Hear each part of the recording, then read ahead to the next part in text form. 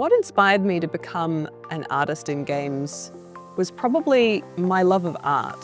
I've always loved to draw and to create, and playing video games as a kid really showed me an amazing way that I could use those skills to create something that other people could enjoy.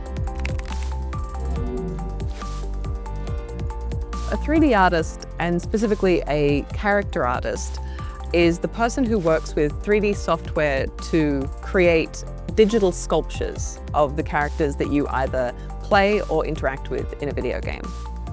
My typical day starts with me arriving at the office, grabbing a cup of coffee, then jumping into a couple of stand-up meetings to check in with the team. Then I will head back to my desk and start working on models. When I'm making a character model, the first stage is receiving a 2D image of what the character needs to look like. My job is then to take that into the 3D software and start blocking out how I'm going to translate those forms into a 3D model. Once that all looks great, I will then import it into the game engine so that we can see it working. The big problem I'm solving when I create games is supporting mental well-being through social connection and stress relief, and enhancing education by making learning immersive and engaging by allowing the player to be an active participant in their story. As a video games artist, the skills that I need to have are a really solid basis in traditional art skills. That will take you a long way. But also being able to work as part of a team.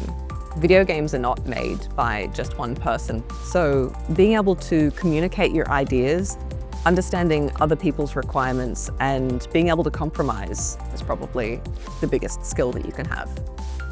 My path into being a video games artist was to take a one-year diploma course in animation for screen.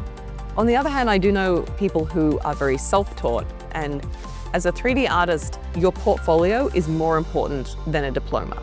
So whatever gets you that and gets you meeting game devs is probably the best path for you.